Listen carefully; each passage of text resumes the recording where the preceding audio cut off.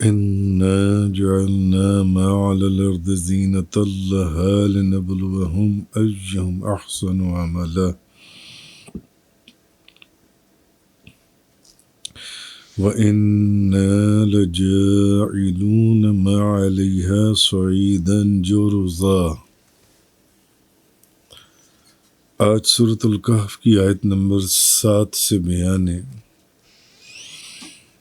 اِنَّا جَعَلْنَا مَا عَلَى الْأَرْضِ زِينَةً لَهَا لِنَبْلُوَهُمْ أَيُّهُمْ أَحْسَنُ عَمَلًا۔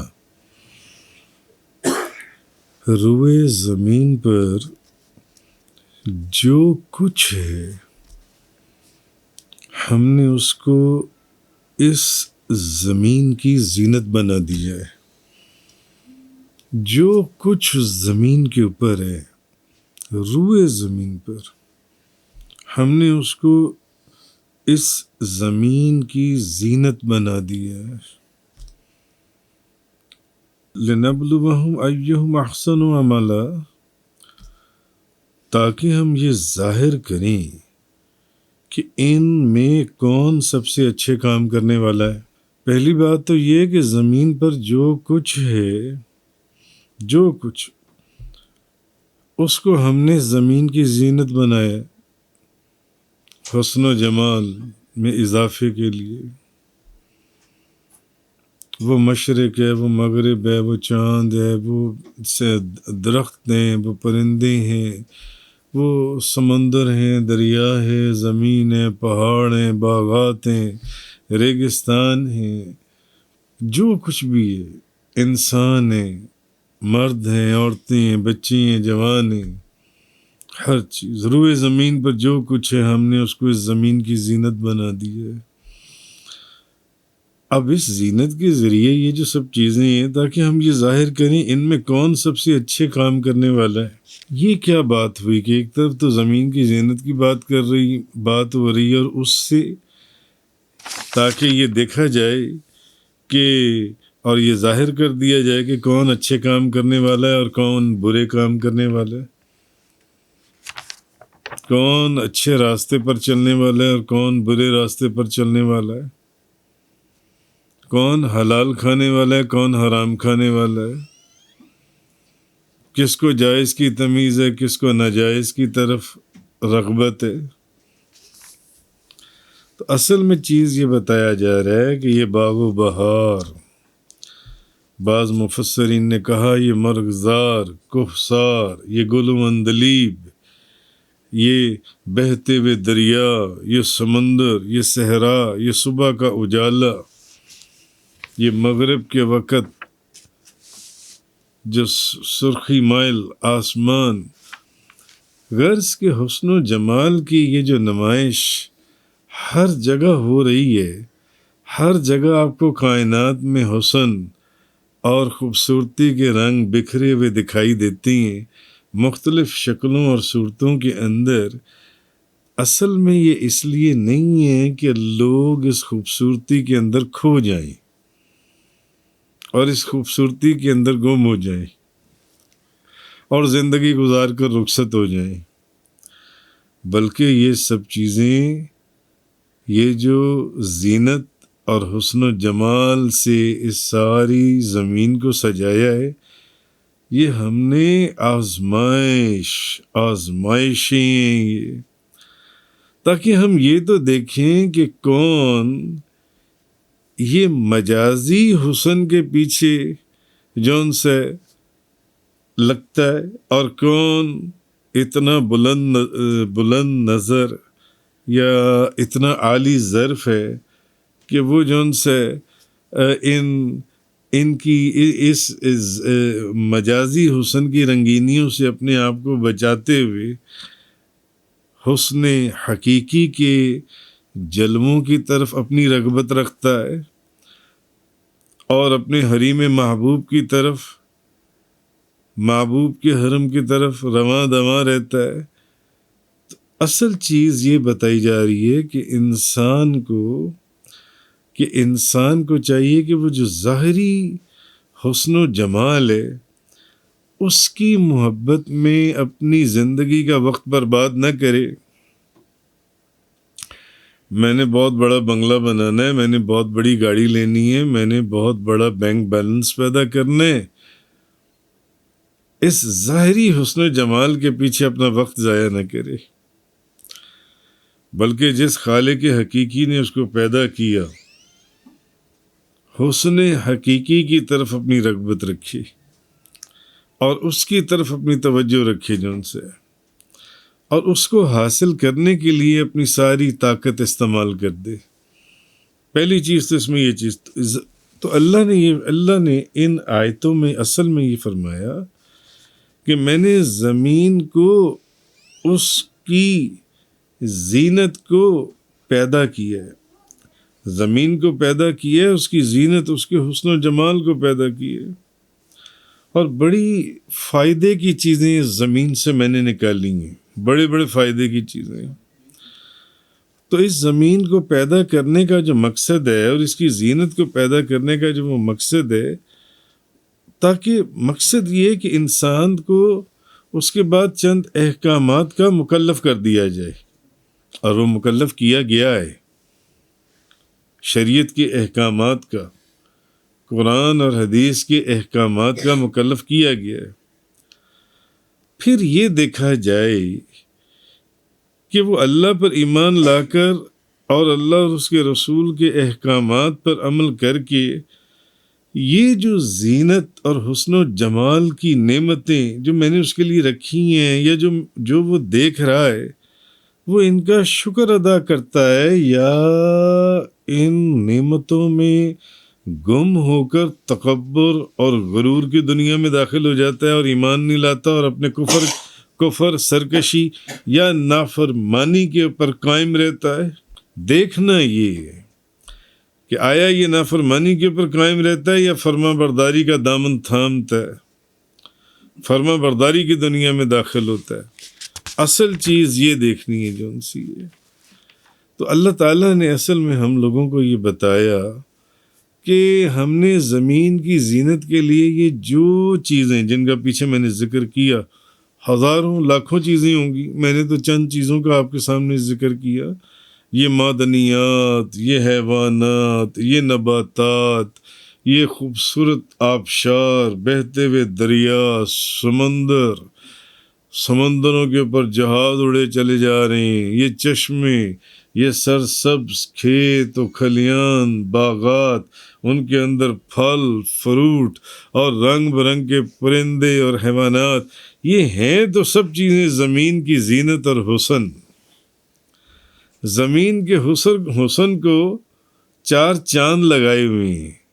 زمین کے حسن کو دیکھنے میں بڑی پرکشش نظر آتی ہیں۔ جو لوگ دنیا کا سفر کرتے ہیں، زمین کا سفر کرتے ہیں، ان کو ان چیزوں سے بڑی آشنائی ہے، وہ جانتے ہیں۔ تو مگر یہ سمجھنا چاہیے کہ یہ سب چیزیں جون سی ہیں، یہ سب فانی ہیں، اور ایک دن ان سب چیزوں نے مٹ جانا ہے۔ ان قریب وہ دن آنے والا ہے جس دن یہ سب چیزیں ختم ہو جائیں گی، سب چیزیں ختم ہو جائیں گی، اور ساری زمین چٹیل اور بنجر ہو جائے گی، جس پر آج آپ کو باغات دکھائی دیتی ہیں، سرسبز لہلہاتے ہوئے کھیت دکھائی دیتے ہیں، ہزاروں قسم کی فصلیں، باغات اور درخت اور پھل اور فروٹ اور پھول اور ان کی خوشبو اور ان کے ذائقے اور ان کے فائدے دکھائی دیتے ہیں۔ یہ سب چیزیں ان قریب ختم ہونے والی ہیں، ان قریب یہ ختم ہو جائیں گی۔ تو کیا صرف ان چیزوں کے اندر پڑھ کر، ظاہری حسن و جمال کے اندر پڑھ کر، اب اللہ اور اس کے رسول کے احکامات کو بھلا دیا جائے اور حلال اور حرام اور اپنے رزق کی طرف توجہ ہی نہ رہے کہ میں جو کما رہا ہوں یہ حلال ہے یا حرام کا بھی اس کے اندر کوئی لقمہ شامل ہے، اللہ کی طرف سے منہ موڑ لیا جائے یا خدا کو ناراض کر دیا جائے، تو یہ کہاں کی عقل مندی ہے؟ کیونکہ یہ تو صرف یہ تو قطرے کو جو سمندر سے نسبت ہے اتنا بھی وقت نہیں ہے، اصل وقت تو مرنے کے بعد جب دوبارہ اٹھنا ہے تو تب شروع ہونا ہے، نہ ختم ہونے والا وقت، دائمی ہمیشہ ہمیشہ کی نعمتیں اور برکتیں جو ان سے۔ اب پہلی آیت میں اللہ تبارک و تعالیٰ نے پہلے تو یہ بتا دیا اِنَّا جَعَلْنَا مَا عَلَى الْأَرْضِ زِينَةً لَهَا لِنَبْلُوَهُمْ أَيُّهُمْ أَحْسَنُ عَمَلًا، روئے زمین پر جو کچھ ہے ہم نے اس کو اس زمین کی زینت بنا دیا ہے،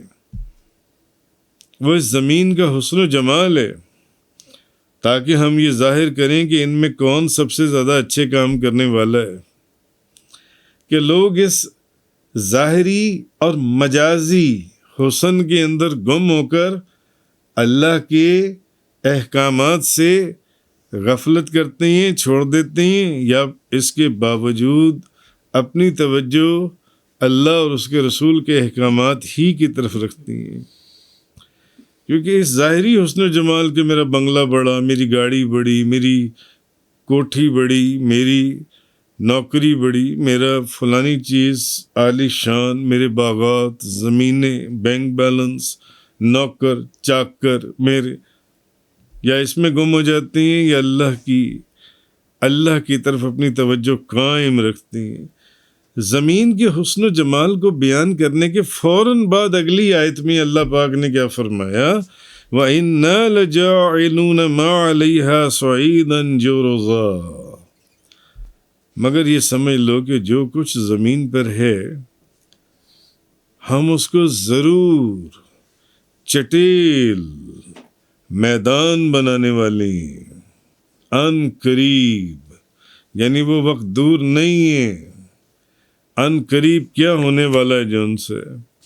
یعنی تم ایسی چیز کے ساتھ کیوں دل لگاتے ہو جو فنا ہونے والی ہے، جو ختم ہونے والی ہے۔ یہ دنیا اور زمین اپنی تمام تر دل فریبیوں اور حسن و جمال کے ساتھ ان قریب فنا ہو جائے گی، ختم ہو جائے گی، کچھ نہیں رہے گا باقی رہنے والی ذات صرف اور صرف اللہ کی ہے، جس نے ہمیشہ باقی رہنا ہے۔ اگر محبت کرنی ہے تو پھر اس سے کرو جس نے باقی رہنا ہے، اگر دل لگانا ہے تو پھر اس سے دل لگاؤ جس نے باقی رہنا ہے، اسی کے احکامات پر عمل کرو اور ہر وقت اسی کو سجدہ کرنے کے لیے تیار رہو، اسی کی اطاعت کرو جس نے باقی رہنا ہے، باقی تو سب کچھ ختم ہو جانے۔ اس لیے یہ جو زمین کی زینت کو تم دیکھ رہے ہو نا، گھر عالی شان، میرا دسترخوان عالی شان جو ان سے کھانا اگر کھانا ہے تو ایک وقت میں ایک نہیں، 10 قسم کی ڈشز ہوں، 10 قسم کے مشروبات ہوں، ڈرنکس ہوں، ایپیٹائزرز ہوں، سویٹ ڈشز ہوں، مین کورس کا کچھ پتہ ہی نہیں، کتنی درجنوں ڈشز ہوں۔ تو کہنے کا مقصد یہ، حدیث میں حضرت عبداللہ بن عمر رضی اللہ تعالیٰ عنہما بیان کرتے ہیں، بخاری شریف، ترمذی شریف، ابن ماجہ، بے شمار احادیث کی کتابوں میں یہ حدیث آئی۔ حضرت عبداللہ بن عمر رضی اللہ تعالیٰ عنہما فرماتے ہیں کہ اللہ کے رسول نے مجھے پکڑا اور فرمایا، اب وہ وقت بھی کتنا حسین ہوگا جب اللہ کے رسول نے حضرت عبداللہ بن عمر کو پکڑا، جس کو حضور خود پکڑ لیں۔ ادھر آؤ، میری بات سنو، میری بات کو سمجھو۔ کسی کو حضور خود کہیں کہ آؤ میرے پاس کھڑے ہو، میرے پاس بیٹھو، میری بات کو سنو، میری بات کو سمجھو، کیا نصیب ہے اس کا۔ حضرت عبداللہ بن عمر فرماتے ہیں کہ اللہ کے رسول نے مجھے پکڑا اور مجھے فرمایا، دنیا میں اس طرح رہو جیسے مسافر ہو۔ حضرت عبداللہ بن عمر کو حضور نے فرمایا، عبداللہ بن عمر دنیا میں اس طرح رہو جیسے مسافر ہو، جیسے کوئی اپنا راستہ عبور کر رہا ہو، اور اپنا شمار قبر والوں میں کرو، اپنا شمار قبر والوں میں کرو۔ یہ حضور نے حضرت عبداللہ بن عمر کو نصیحت کی۔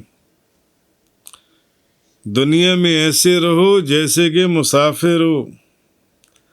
جیسے کہ کوئی اپنا راستہ عبور کرتا ہے، اور اپنے آپ کو یہ سمجھو کہ میں قبر والوں میں سے ہوں، قبر والوں میں اپنا شمار کرو۔ تو مجاہد کہتے ہیں مجھے حضرت ابن عمر نے کہا کہ جب تم صبح کو اٹھو نا، شام کی توقع نہ کرو کہ تمہیں شام ملے گی۔ اب وہی فرماتے ہیں آگے، جن کو نبی کریم صلی اللہ علیہ وسلم سمجھا رہے ہیں، اب وہ آگے بتا رہے ہیں کہ جب تم صبح کو اٹھو نا تو شام کی امید نہ رکھو کہ مجھے شام ملے گی، شاید کہ مجھے شام نہ ملے، شام کی امید نہ کرو۔ اور اس سے پہلے کہ کوئی بیماری آ جائے، فار ایگزامپل کینسر ہو جائے، کڈنی پیشنٹ ہو جائے، پیرالائز ہو جائے، فالج ہو جائے، کوئی اور بیماری آ جائے، آپ فرمائے بیماری آنے سے پہلے جب تک صحت مند ہو نا، نیک کام کر لو، نیک کام کر لو، کیونکہ بیماری آنے کے بعد وہ بیماری تمہیں نیک کام نہیں کرنے دے گی۔ یعنی تمہاری جسم میں اتنی سخت اور طاقت ہی نہیں رہے گی کہ تم نیک کام کر سکو۔ اور بیماری آنے سے پہلے تم کھڑے ہو کر نماز پڑھتے تھے، اب تم نوجوانی کی حالت میں بیماری کی وجہ سے کھڑے ہو کر نماز پڑھنے کے قابل نہیں رہے۔ ایک تو چلو بڑھاپا ہے نا، ایک تو بات بڑھاپے کی ہے، اب تم اس قابل نہیں رہے کہ تم نماز پڑھ سکو جن سے۔ اس لیے جیسے کہ حضرت عبداللہ بن عمر فرماتے ہیں کہ اللہ کے رسول نے مجھے پکڑا اور مجھے فرمایا کہ دنیا میں اس طرح رہو جیسے کہ مسافر ہوتا ہے،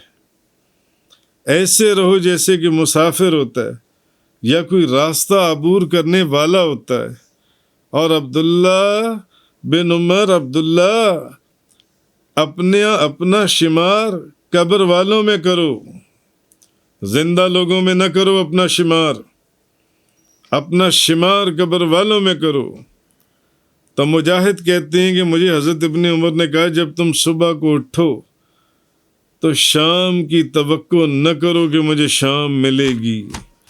اور بیماری آنے سے پہلے اپنی صحت کے ایام میں نیک کام کر لو۔ یہ نہ ہو کہ بیماری آنے کے بعد تم نوجوانی میں بھی نماز کھڑے ہو کر پڑھنے کے قابل ہی نہ رہو، تمہاری حالت ایسی ہو جائے کہ تم جوانی کے عالم میں بیٹھ کر نماز پڑھو۔ اس سے پہلے اپنی نمازوں کو پختہ اور اچھے طریقے سے ادا کر لو۔ بیماری آنے سے پہلے جو نیک کام کر سکتے ہو کر لو، موت آنے سے پہلے زندگی میں نیک کام کر لو۔ اور اے بندہ خدا، تم نہیں جانتے، تمہیں نہیں پتا کل تمہارا نام کیا ہوگا۔ فار ایگزامپل قیامت والے دن نامہ اعمال، رجسٹر آف ڈیڈز میں تم صاحب شقاوت ہوگے یا صاحب سعادت ہوگے، شقی ہوگے یا سعید ہوگے، تمہیں نہیں پتا جون سا اس چیز کا جون سا ہے۔ بہرحال اسی طرح ایک روایت میں حضرت عثمان بن عفان رضی اللہ تعالیٰ عنہ فرماتی، اس لیے اللہ نے فرمایا کہ زمین کے اوپر جتنی چیزیں ہیں یہ میں نے اس کی زینت کے لیے بنائی ہیں تاکہ تمہیں آزمایا جائے، تمہیں دیکھا جائے جون سے۔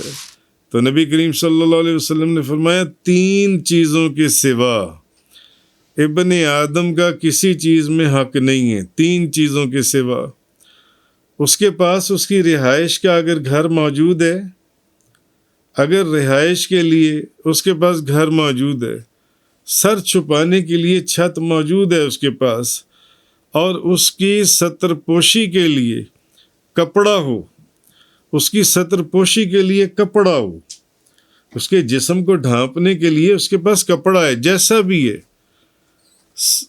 اور سر چھپانے کے لیے چھت ہے بھلے جیسی بھی ہے، ضروری نہیں ہے کہ وہ محل کی چھت ہو، جیسی بھی ہے، اور اس کے پاس کھانے کے لیے بے شک خشک روٹی ہو،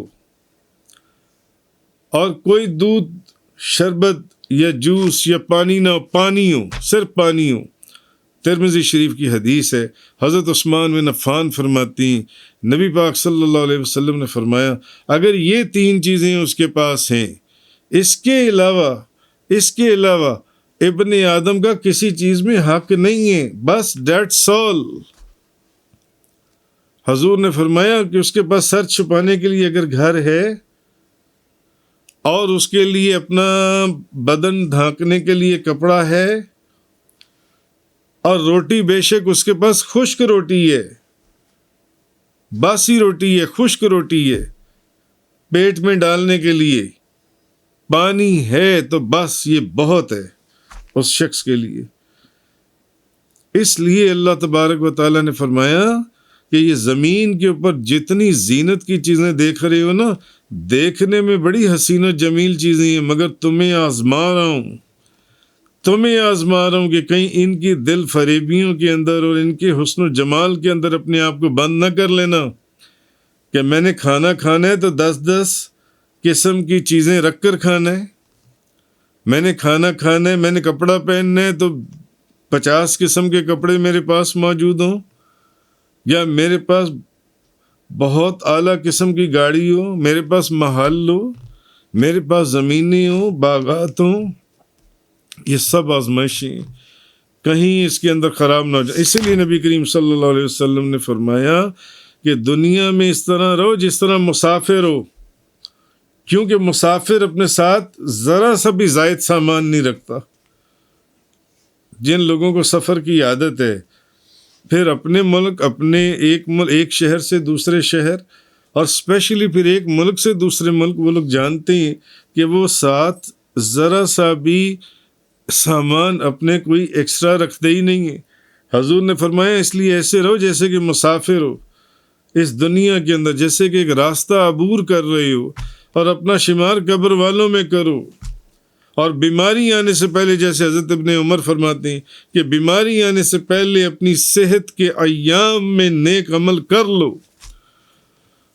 کیونکہ جب بیمار ہو جاؤ گے تو یہ نہیں دیکھا جائے گا کہ بوڑھے ہو کر بیمار ہوئے ہو، جوانی کے اندر ہی رہ جاؤ گے عبادت سے اور نیک کاموں سے۔ اس لیے جو وقت مل رہا ہے اس کو نیک کام میں، نیکی کے کام میں لگا لو، جو ان سا ہے نیکی کے کام میں لگا لو۔ اور انہوں نے کیا فرمایا کہ جب صبح کو اٹھو تو اس چیز کی توقع نہ کرو کہ مجھے شام ملے گی، ہو سکتا ہے کہ تمہیں شام نہ ملے۔ حضرت سلمہ بن عبید اللہ اپنے والد سے روایت کرتے ہیں کہ رسول اللہ صلی اللہ علیہ وسلم نے فرمایا تم میں سے جو شخص صبح کو اس حال میں اٹھے کہ اس کے اہل و عیال جو ہیں وہ خیریت سے ہیں، اس کے اہل و عیال ٹھیک ہیں، اس کے بال بچے ٹھیک ہیں، اور اس کا جسم تندرست ہے، اور اس ایک دن کی اس کے پاس خوراک ہے۔ نبی پاک صلی اللہ علیہ وسلم نے فرمایا یہ 3 چیزیں اگر بندہ اس حدیث کے اوپر عمل کر لے تو ہر قسم کی اینزائٹی، ان ایزینس یا ڈپریشن سے آزاد ہو جاتا ہے۔ صرف اس حدیث کے اوپر اگر بندہ عمل کر لے، ہر طرح کی پریشانیاں، بلڈ پریشر اور گولیاں ختم ہو جاتی ہیں۔ حضور نے فرمایا، کیا فرمایا کہ جو شخص صبح کو اس حال میں اٹھے کہ اس کے اہل و عیال ٹھیک ٹھاک ہیں، خیریت سے ہیں، اور اس کا جسم تندرست ہے۔ اب آپ اپنا معائنہ کر لیں یا اپنے اندر جھانک کے دیکھ لیں، اور اس کا جسم درست ہے، اور اس ایک دن کی خوراک اس کے پاس موجود ہے۔ اگر اس نے اس دن 3 روٹیاں کھانی ہیں، 3 روٹیاں ہیں موجود، اس دن کا سالن، اچار، پانی اس کے پاس موجود ہے۔ نبی پاک صلی اللہ علیہ وسلم نے فرمایا اگر اس کے اہل و عیال ٹھیک ہیں، اگر اس کا جسم تندرست ہے، اور اس ایک دن کی روٹی اس کے پاس موجود ہے، حضور نے فرمایا وہ بندہ ایسی ہے جیسے کہ اس کے لیے ساری دنیا جمع کر دی گئی ہے، ساری دنیا جمع کر دی گئی ہے اس شخص کے لیے، مگر لوگ ساری رات آگے کمانے کی، ترقی کی، نعمتوں کی، کپڑے کی، دولت کی، کھانے کی ہوس کے اندر لوگوں کا blood pressure out of control ہوا پڑا ہے، نیندیں نہیں آتی،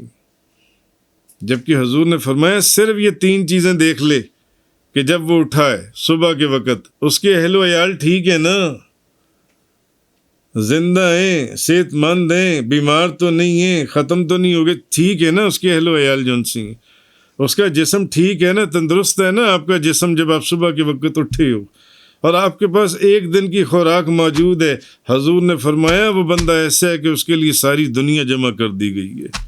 گویا کہ اس کے پاس ساری دنیا موجود ہے۔ حضرت عبداللہ بن مسعود رضی اللہ تعالیٰ عنہ فرماتی ہیں کہ نبی پاک صلی اللہ علیہ وسلم، اب یہ ان کی مثال ہے جو اس کائنات کے بادشاہ ہیں، جن کے لیے یہ ساری بزم سجائی گئی ہے زمین و آسمان کی اور یہ دنیا پیدا کی گئی، ان کی بات ہے۔ حضرت عبداللہ بن مسعود رضی اللہ تعالی عنہ، ترمذی شریف کی حدیث ہے کہ نبی پاک صلی اللہ علیہ وسلم ایک چٹائی پر سو گئے تو آپ کے پہلو میں وہ چٹائی اتنی سخت تھی کہ اس کے نشان پڑ گئے، تو ہم نے عرض کیا، ہم نے کہا حضور اگر آپ ہمیں حکم دیں تو ہم آپ کے لیے ایک گدا بنا دیں تاکہ آپ اس گدے کے اوپر لیٹ جایا کریں، کیونکہ وہ اتنی سخت چٹائی تھی کہ حضور کے جسم اقدس کے اوپر نشانات پڑ گئے اس چٹائی کے جون سی، تو ہم آپ کے لیے گدا بنا دیں، ہم آپ کے لیے۔ اور آج ایک ہم لوگ ہیں کہ ہم لوگوں کو اس وقت تک نیند نہیں آتی جب تک کہ 2-2 لاکھ روپے کا میٹرس نہ لیا ہو اور کسی ہائی پروفائل برانڈ کا میٹرس نہ لیا ہو جن سے، کیونکہ آج کل کے گدے بھی 2-2 لاکھ، 2.5 لاکھ، 3-3 لاکھ روپے کا ایک گدا ہے جن سے، اس کے بغیر ہمیں نیند نہیں آتی۔ یہ آرتھو میٹرس ہے، یہ فلانا میٹرس ہے، یہ فلانا میٹرس ہے، درجنوں اس کی ورائٹیز ہیں جن سی ہیں۔ تو آپ فرماتے ہیں ہم نے پوچھا، ہم نے کہا یا رسول اللہ آپ کے جسم اقدس کے اوپر نشانات پڑ گئے ہیں، اتنی سخت چٹائی کے اوپر آپ آرام فرما رہے تھے، اگر آپ حکم دیں تو ہم آپ کے لیے کوئی گدا بنا دیں۔ آپ نے فرمایا، نبی پاک صلی اللہ علیہ وسلم نے فرمایا حضرت عبداللہ بن مسعود کو، میرا دنیا سے کیا تعلق ہے مجھے بتاؤ، میرا دنیا سے کیا تعلق ہے؟ میں تو دنیا میں صرف اس سوار کی طرح ہوں، اس سوار کی طرح، ایک سوار، ایک مسافر، جیسے حضور نے اپنے اس چیز کو مسافر کا پچھلی حدیثوں میں ذکر گزرا کہ مسافر کی طرح رہو۔ حضور نے فرمایا میں تو سوار کی طرح ہوں جو کسی درخت کے سائے میں بیٹھے چند منٹ کے لیے، تھوڑی دیر کے لیے کسی درخت کے سائے میں بیٹھا، وہ سوار ہے، مسافر ہے، جا رہے، اور پھر اس کو چھوڑ کر آگے روانہ ہو جائے۔ میں تو سوار کی طرح ہوں، تو تم مجھے گدا دے کر کیا کرو گے؟ میرے لیے گدا بنا کر کیا کرو گے؟ میں تو چل رہا ہوں جون سے۔ اور جو سفر کرتے ہیں وہ اپنے ساتھ اس طرح کے سامان نہیں رکھتے۔ نبی کریم صلی اللہ علیہ وسلم نے یہ ایک چیز سمجھائی جون سی۔ تو حضرت ابراہیم بن ادھم آپ فرماتی ہیں کہ اس وقت تک ابراہیم بن ادھم بہت بڑے اللہ کے ولی ہوئے، اس وقت تک کوئی بندہ، کوئی شخص زاہد نہیں ہو سکتا جب تک کہ دنیا کو ترک کرنا، بھئی دنیا کو حاصل کرنا تو ہر کسی کو محبوب ہے، ہر کوئی چاہتا ہے کہ میں دنیا کو حاصل کر لوں، جس کی میں نے ابھی پیچھے کئی مثالیں دی۔ تو ابراہیم بن ادھم فرماتے ہیں کہ اس وقت تک کوئی شخص زاہد نہیں ہو سکتا جب تک کہ دنیا کو ترک کرنا اس کے نزدیک دنیا کو حاصل کرنے سے زیادہ محبوب نہ ہو جائے۔ یعنی کہ دنیا کو حاصل کرنے کی رغبت اس کی ختم ہو جائے یا کم ہو جائے اور دنیا کو ترک کرنے کی رغبت اس کے اندر زیادہ ہو جائے تو کوئی شخص اس وقت تک زاہد نہیں ہو سکتا جب تک کہ دنیا کو ترک کرنا اس کے نزدیک دنیا کو حاصل کرنے سے زیادہ محبوب نہ ہو جائے۔ اگر اس کے نزدیک جون سے دنیا کو ترک کرنا زیادہ محبوب ہو گیا ہے تو اس کو زاہد کہا جائے گا۔ ابراہیم بن ادھم کہتے ہیں کہ اس کے اندر دنیا کو حاصل کرنے کی رغبت جون سی ہے وہ کم ہو جائے۔ اس لیے رسول اللہ صلی اللہ علیہ وسلم نے فرمایا کہ دنیا میں اس طرح رہو جیسے مسافر ہو یا راستہ عبور کر رہے ہو، تم ایک مسافر ہو، ان قریب تمہارا وقت آنے والا ہے، ختم ہونے والا ہے تمہارا وقت،